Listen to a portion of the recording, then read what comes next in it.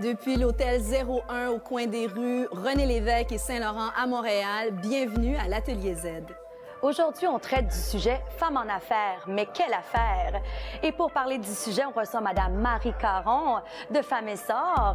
Bonjour. Bienvenue. Bonjour, merci. Suivez-nous.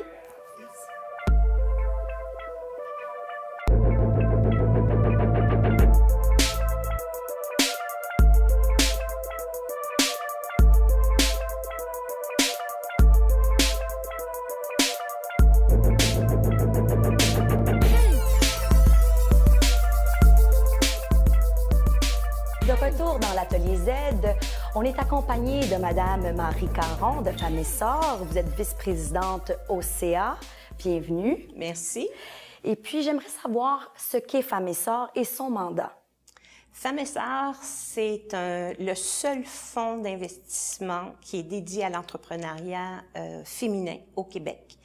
Donc, notre mandat, c'est d'aider des femmes à quel que soit le stage de leur projet, soit un projet qui démarre, en démarrage, en acquisition, en croissance, d'investir dans son projet. Il faut que le projet représente, que la femme soit responsable de 51% et plus de son entreprise.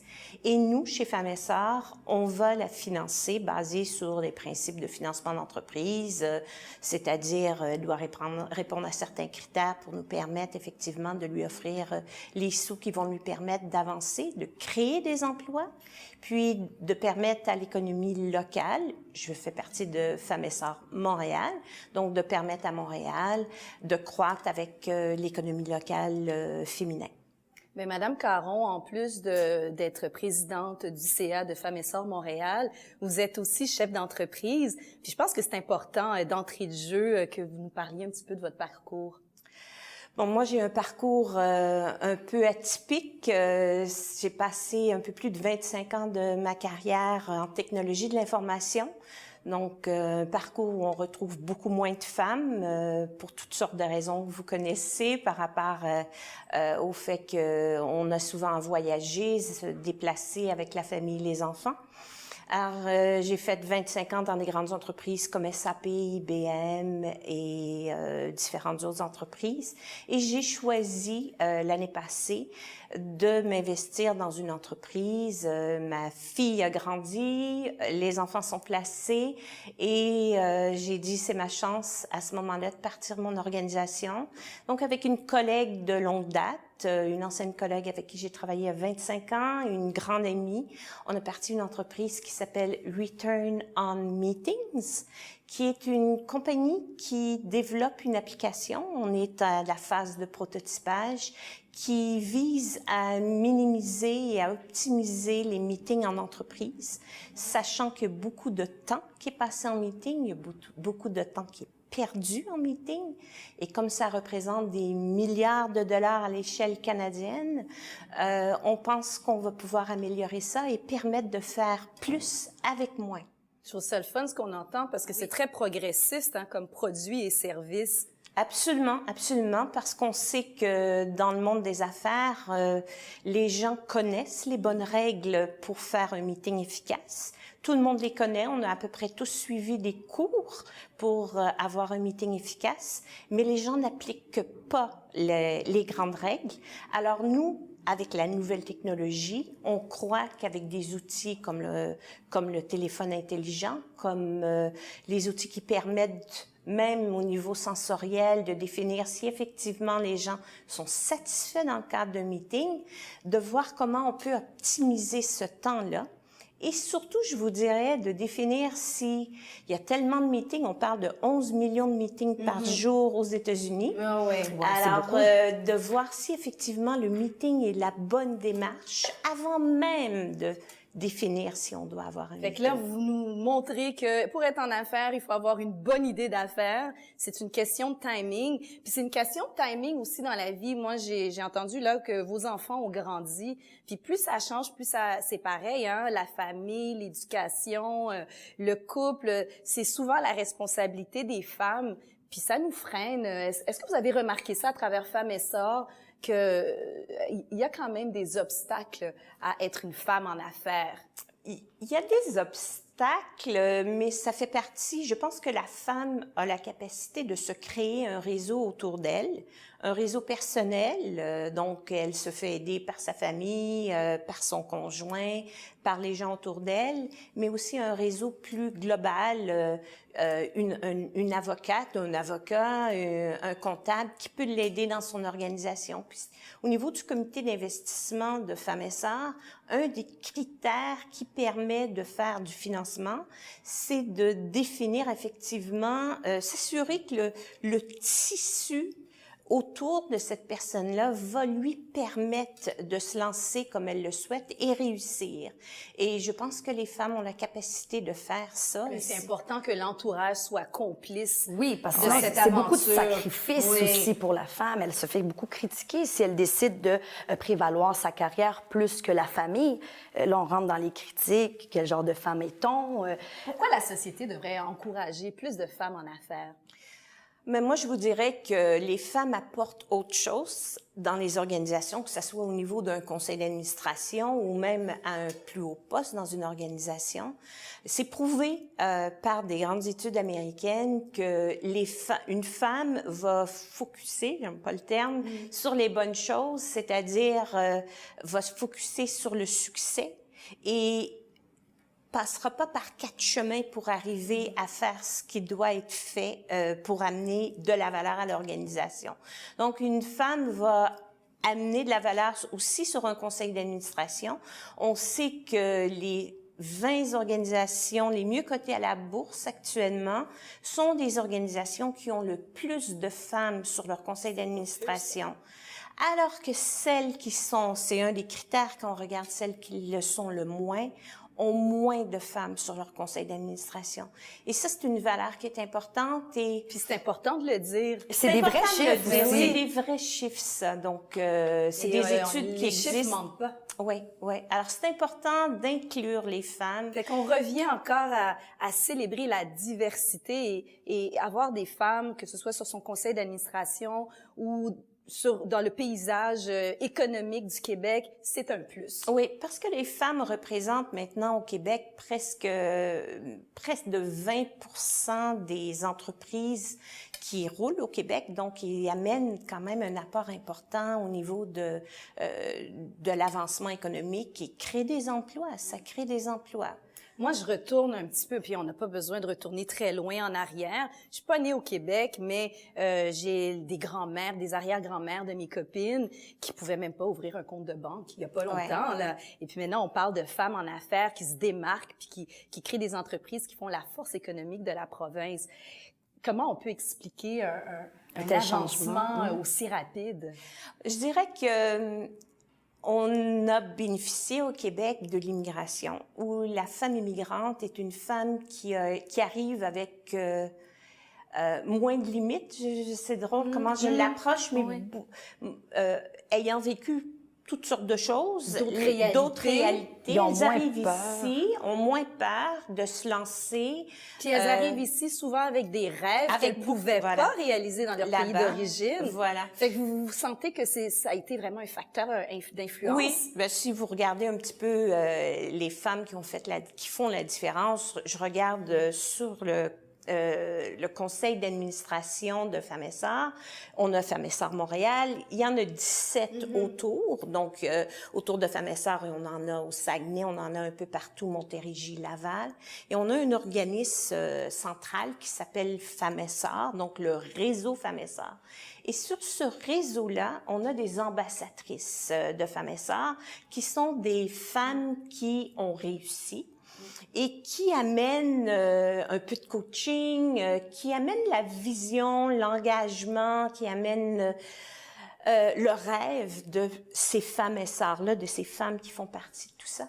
Et parmi elles, on va retrouver Madame Hinkle, qui fait partie des Dragons, qui est une de nos ambassadrices. Madame Cora des Restaurants Cora, qui est très active chez nous.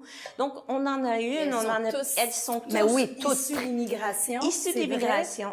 Actuellement, quand on s'arrête pour y penser, c'est vrai. C'est vrai. Absolument. Et actuellement, les prêts que l'on fait chez Femmes et Sœurs, plus de 40% des prêts sont faits à des femmes qui sont issus de l'immigration en première, deuxième ou troisième génération. Et si on regarde un petit peu plus près de la question, ces femmes en affaires qui ouvrent des entreprises, est-ce que vous avez de la documentation à savoir si elles restent longtemps en affaires? Est-ce que leurs entreprises enregistrent des croissances intéressantes, pertinentes?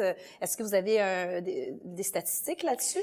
Ce qu'on a comme information, c'est que on se tient dans la moyenne. Hein? Donc, on est à peu près au niveau du fonds d'investissement. On a à peu près à Montréal 1,5 million du côté de notre fonds d'investissement. On fait des prêts qui varient entre 5 000 et 35 000 actuellement, qui sont prêtés par nos partenaires, le gouvernement. On a d'autres partenaires aussi. Donc, c'est en moyenne les prêts que l'on fait chez les femmes. Je vous dirais on est tout près de 70% de réussite, c'est-à-dire les gens qui remboursent leurs prêts et on est rendu à une deuxième étape où les femmes reviennent pour de l'expansion de leur entreprise et aller chercher des nouveaux prêts. Et quel genre de qualité qu'on remarque chez une femme en affaires? Oui. Sûrement qu'elle se comporte différemment de nos confrères. Différemment, oui, mais je pense que les grandes règles d'affaires sont les mêmes. Je pense que les femmes ont beaucoup de rigueur en affaires et elles approchent le monde des affaires avec plus d'ouverture. Ce qu'on remarque au niveau des activités chez Femmes et Sœurs, où on regroupe parfois plusieurs entrepreneurs ensemble, c'est la coopération de ces femmes. Partager les expériences. Partager les expériences. Par exemple, on a une entrepreneur qui est spécialisée par exemple, en marketing. Elle peut donner des trucs aux autres. Donc, vraiment un échange. La force du nombre, hein? Oui, un peu ce qu'on retrouve au niveau du réseau Femmes d'affaires où, par exemple, Madame Leroux de chez Desjardins est là avec différentes femmes qui nous amènent avec leurs forces et leurs idées. C'est un peu cette force-là. Et c'est toutes ces femmes-là qui vont faire la différence.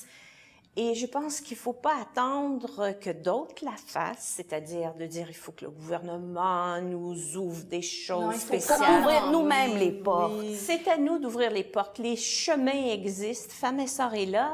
Avec d'autres organismes, on n'est pas tout seul, mais on peut amener et ces organismes se multiplient. On en retrouve de plus en plus. On peut nommer la compagnie F, Femmes en affaires, et il y en a bien d'autres, dépendamment de votre localité. Le réseau. Le réseau, absolument. Il y en a beaucoup. Ça vient à dire si tu veux, tu peux. Si tu veux, tu peux. Il faut s'organiser. Il faut bien s'entourer. Il faut bien s'entourer. C'est la clé du succès. Moi, j'aime bien dire, quand on marche seul, on va peut-être un peu plus vite, mais quand on marche ensemble, on va définitivement plus loin. Absolument. Oui. Absolument. Surtout quand on est une femme. Alors, des femmes en affaires, on en veut, on en veut. Vous avez des projets, vous avez des rêves. Ne faites pas que rêver, mais mettez la main à la pâte. Et ça, c'est un peu le message de Femmes et Sœurs. Et puis, vous faites partie aussi du réseau pour aider ces femmes à pouvoir s'émanciper. Ah, merci. Écoutez, restez avec nous. Parce qu'on revient avec les chroniques de Madoua et de Madalina.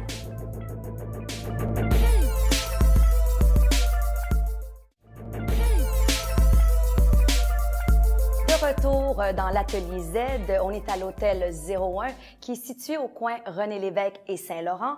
Et aujourd'hui, on traite du sujet « Femmes en affaires, mais quelle affaire ?» Et on est toujours avec notre invitée, Madame Marie Caron. Bonjour. Bonjour. Et avec Madalina et Madoua qui ont une superbe chronique, j'en suis sûre. Alors, Madalina, on commence avec toi. Qu'est-ce que tu as pour nous cette semaine? J'ai des femmes, mais j'ai aussi des hommes. Et j'ai un concept. Alors, globalement, c'est vrai que la parité entre les hommes et les femmes dans l'emploi reste quand même à travailler, n'est-ce pas? On sait que les dames sont moins présentes dans les positions de haute direction et dans les conseils d'administration, et on sait qu'elles gagnent moins. C'est un fait. Mais la bonne nouvelle, c'est qu'il y a toujours eu des femmes. Il y en a. Et il y en aura des femmes qui vont prendre la chance de se lancer dans les affaires et, enfin, je dis bien prendre l'affaire parce qu'on ne la donne pas.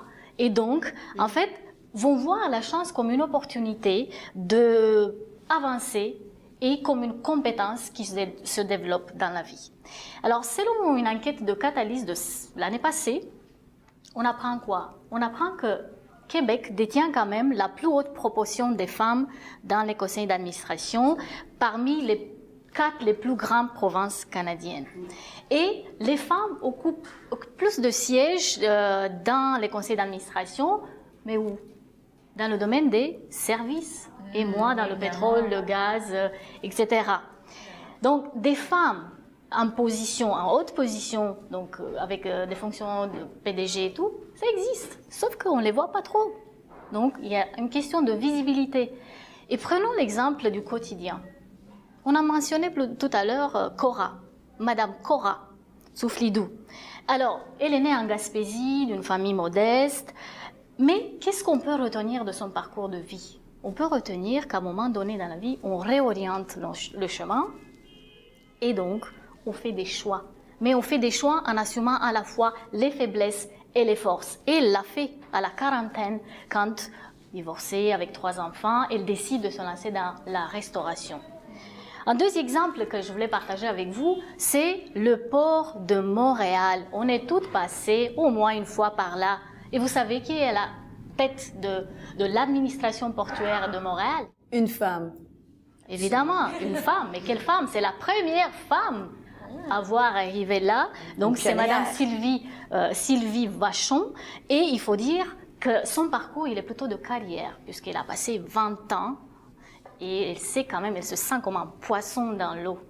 Et il faut dire que son style, c'est la gestion participative. Et elle dit, le port, c'est une affaire d'équipe et de partenariat. Et je prends le 3e exemple. Savez-vous qui est le numéro 2 de Facebook? Oui, Sheryl Sandberg. Ah bah voilà. Alors, c'est ta copine? C'est ma copine. C'est quand même quelque chose dans un monde de programmateurs à Silicon Valley. Et elle dit, je n'ai jamais travaillé pour une femme. Bien de moi. Elle s'inspire dans sa vie, donc elle est très inspirée par les hommes, dont son boss. Et j'ai une question. Oui. Tu as parlé de la 2e personne du port de Montréal qui, elle a gravi les échelons. Puis, est-ce que bien souvent, les femmes qui sont dans des entreprises privées, donc pas qui sont des entrepreneurs et qui se partent en affaires, mais qui justement œuvrent dans le monde des affaires à titre d'intrapreneurs, est-ce qu'elles sont plus nombreuses à gravir les échelons comme ça ou plutôt de passer d'une entreprise à l'autre, puis un peu comme Sheryl Sandberg dans le 3e cas? Alors, il y a même une question qu'on peut partager avec vous, voilà, Madame Caron. Mais je sais qu'il y a des études qui démontrent quoi? Qui démontrent qu'avant que les femmes se lancent dans les affaires, vous pouvez peut-être me confirmer ou pas, elles ont changé pas mal de postes. Voilà, ça c'est quand même quelque chose. Moi, j'aimerais vous entendre là-dessus. Mais moi, je pense qu'à compétence égale, une femme doit toujours faire un petit peu plus. Donc, de prouver qu'elle peut réussir en affaires et de pouvoir accéder à un poste comme ça, il faut effectivement avoir roulé sa bosse quelque part et démontrer qu'effectivement... se démarquer. Se démarquer, puis la compétition est forte et il faut foncer. Ouais. Moi, finalement, je vais dire que les femmes ont des qualités. Ok, on sait qu'elles sont plus plein de qualités. Elles sont méticuleuses, attentives, créatives, tout ce que vous voulez. Mais je dirais que quand même que ces qualités, on les trouve aussi chez les hommes. Il faut certains hommes, mais il y en a. Donc du coup, il faut quand même dire que c'est important de voir la complémentarité entre les hommes et les femmes.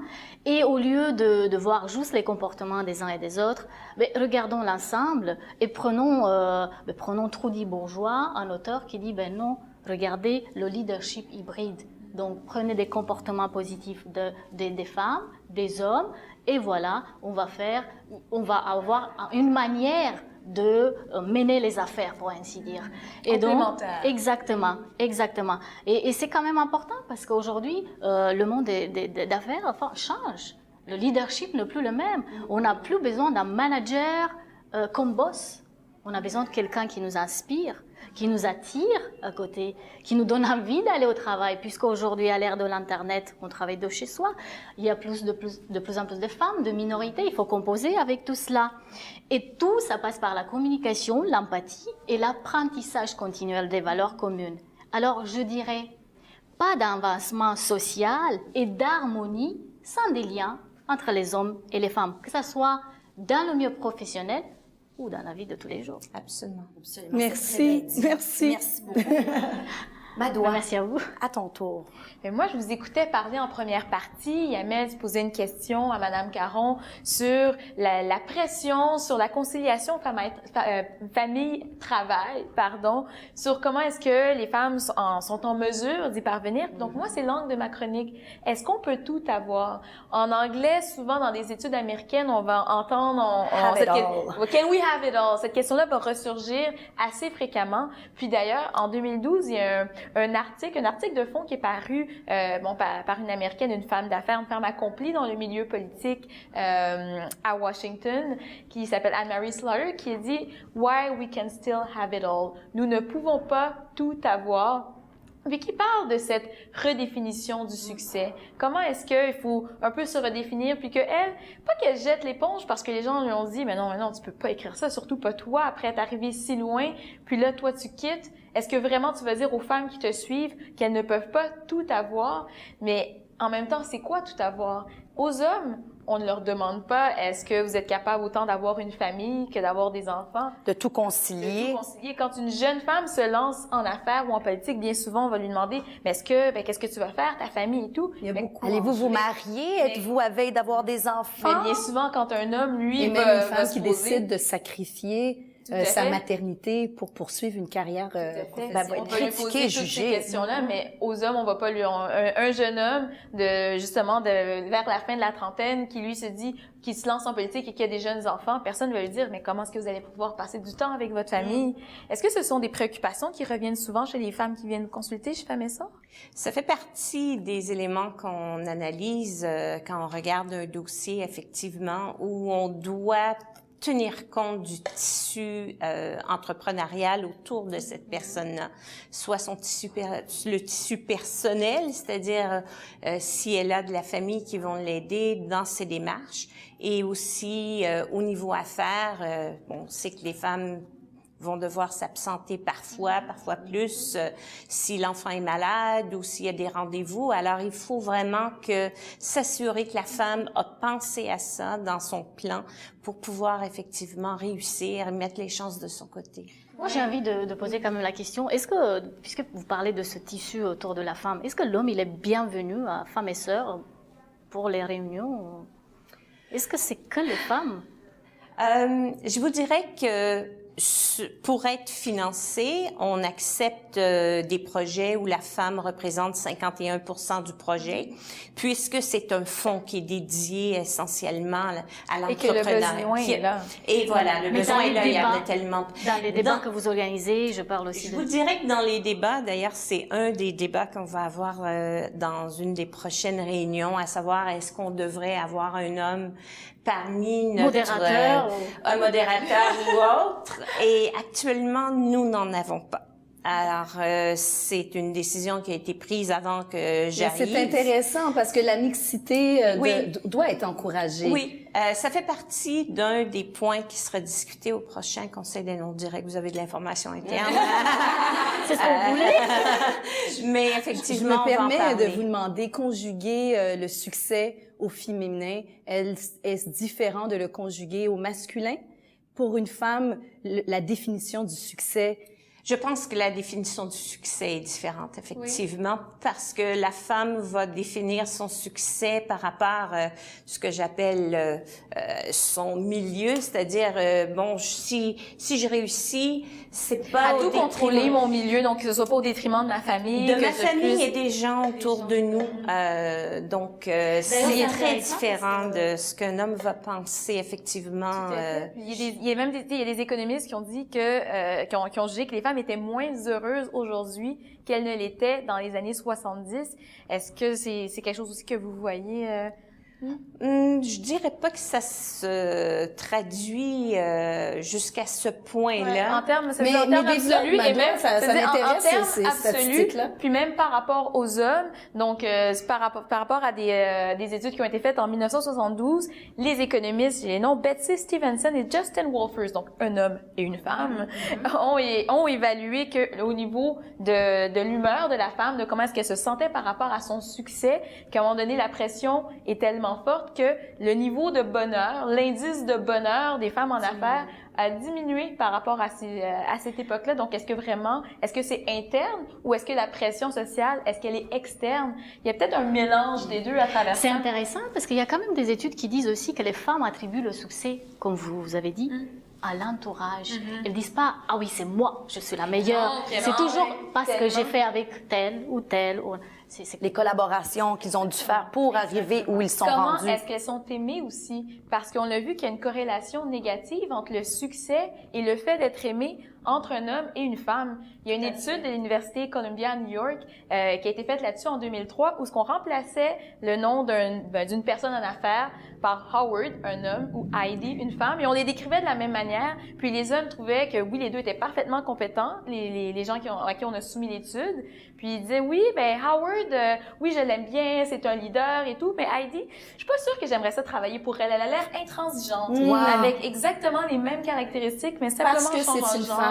Exactement. Mais ça remet toujours en relief le fait que les femmes sont non seulement très exigeantes envers elles-mêmes, ce qui fait qu'elles transposent cette exigence-là dans leur environnement. Et la société aussi est très exigeante envers les femmes. On nous en met beaucoup sur les épaules. De là, le multitasking, parce que peut-on faire tout? Je veux dire, Oui, le répondons souper. donc à cette question. est-ce qu'on peut Can tout we have it all? Mais je pense que c'est une question de redéfinir ce succès-là, puis c'est de savoir, OK, qu'est-ce que je veux? Est-ce que vraiment redéfinir ce modèle-là, c'est plutôt répéter ce modèle-là avec des heures de fou que les hommes puissent faire puis qu'on ne les juge jamais par rapport à leur présence à la maison? Est-ce que vraiment c'est ce que nous, on veut? On a ce côté aussi que oui, on veut être à la maison, on veut être là pour nos proches. Donc, avoir aussi. tout, c'est ça, c'est de savoir se dire que, ben, je pense que je vais arrêter de me sentir coupable. Puis, c'est de faire la paix avec soi-même, faire la paix avec ce qu'on veut. Donc, on peut tout avoir si on redéfinit Dans un le peu temps, ce on qu'est peut le tout succès. avoir, mais pas sur, n'est-ce pas? Non? Exactement. Ben, si on regarde justement, on a dit ça en entrée de jeu, l'évolution de la femme sur l'arène économique du Québec, ça a été une évolution fulgurante.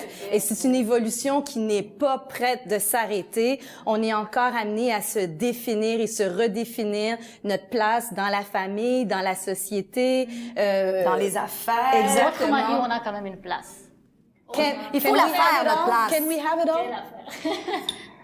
Je pense que ça dépend de chaque personne, comment chaque femme voit la chose. Dans mon cas, le bénévolat, et comme dans le cas de toutes les femmes qui sont chez Femmes et Sœurs, le bénévolat fait partie de ce que j'appelle mon succès. J'ai été successful dans le passé, je veux continuer à le faire, et si je peux partager ce que j'ai fait avec d'autres femmes pour qu'elles le soient, c'est ça qui va faire la différence avec les femmes au Québec.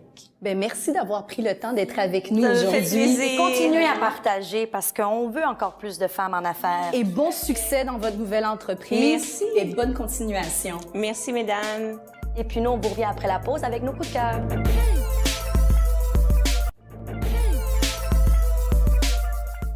De retour dans l'Atelier Z.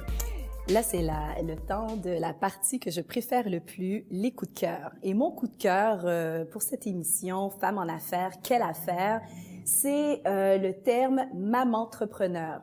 Est-ce que vous connaissez ça? Non, mais tu vas nous dire qu'est-ce qu'il y en est. Ben moi, je trouve ce terme assez génial parce que quand on peut nommer les choses, on peut les identifier, on peut les promouvoir, on peut faire beaucoup de choses.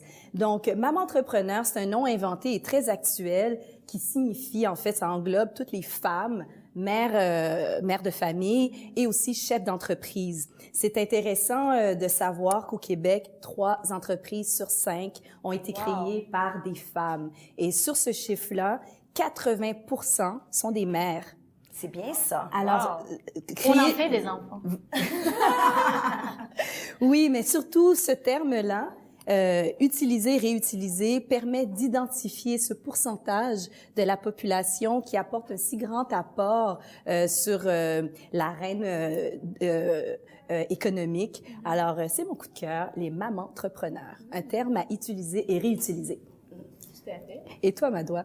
Et moi, cette semaine, mon coup de cœur, on a parlé de Sheryl Sandberg tantôt, donc c'est son bouquin, c'est Lean In, qui est En avant tout. c'est ça, en français, qui est traduit par En avant tout. Tu l'as lu, Madame Lina?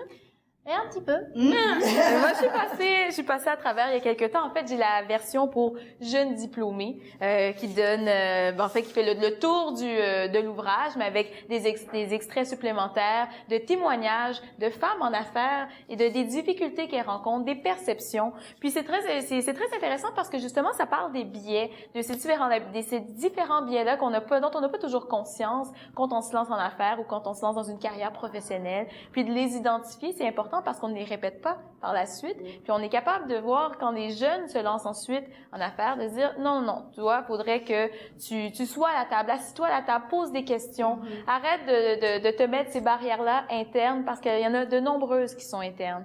Donc, j'ai beaucoup apprécié ce livre parce qu'il est très vrai. Il est écrit avec beaucoup de faits aussi, donc beaucoup de statistiques. Donc, on voit que Madame Sandberg, On collabore son sujet. Est-ce que c'est un nouveau livre de chevet? oui, c'est un bon livre de chevet pour toutes les femmes et même pour tous les hommes qui voudraient se lancer en business. ou pas qui travaillent avec des femmes en surtout affaires. qui travaillent avec des femmes, de pouvoir identifier ces facteurs-là et de dire non. Moi, je vais pas être celui qui va me vanter d'être sur le terrain de soccer pendant que ma femme est en train d'être avec les enfants, mais je vais être celui qui va dire à mes collègues hommes, en m'assumant comme homme, que oui, mais moi, je m'occupe de mes enfants à la maison aussi, puis j'encourage ma femme. Lean in. Merci. Donc, à lire. Alors les filles, voulez-vous trouver un répertoire des femmes en affaires? Voulez-vous tout savoir sur les femmes? Ou presque? Oui. Alors j'en ai un, c'est le blog de Déborah Cher-Enfant. Et il s'appelle Modèle des femmes en affaires. Donc vous voyez, il y a un jeu subtil quand même. Oui, qui pourrait faire ça? Les femmes. Alors, qu'est-ce qu'on trouve là? On trouve des événements, l'actualité, on trouve même des billets gratuits pour certains événements, on trouve des endroits pour trouver, pour prendre des financement, sous. des prêts. Il faut des sous aussi. Donc, on trouve tout un tas de choses. C'est une mine d'informations, c'est très varié, c'est bien documenté et c'est reconnu aussi. Parce que ce blog a gagné la première place au ce qu'on appelle Made in Blog Awards l'année passée. Donc n'oubliez pas, allez sur Internet, tapez Déborah Cher-Enfant, modèle. Et elle sait de quoi qu'elle parle. C'est une femme en affaires qui a beaucoup de succès, oui. Tout à fait. Puis elle écrit aussi pour le blog de la presse. Vous la connaissez pas mal, j'ai l'impression. Les affaires. Ah, c'est là que vous avez trouvé toutes les informations de l'émission? Peut-être. Alors moi, mon coup de cœur, c'est le prix Femmes de mérite, qui est rendu à sa 21e édition. Et ce gala, est fait par le Y des femmes de Montréal.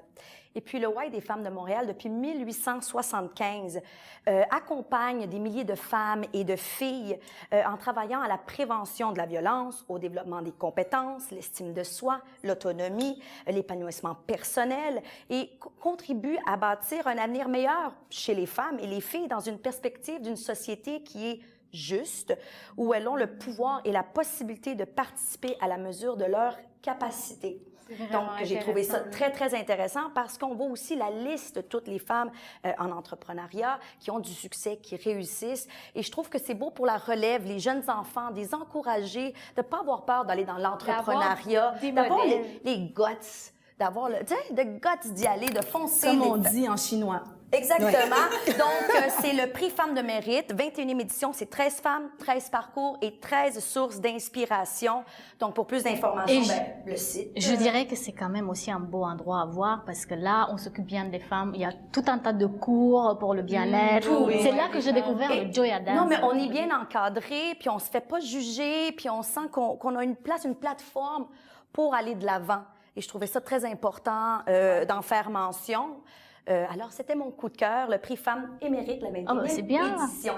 Donc, on veut remercier notre invitée, Marie Caron de Femmes et Sœurs Montréal, de sa Sa présence, générosité. sa générosité très intéressante.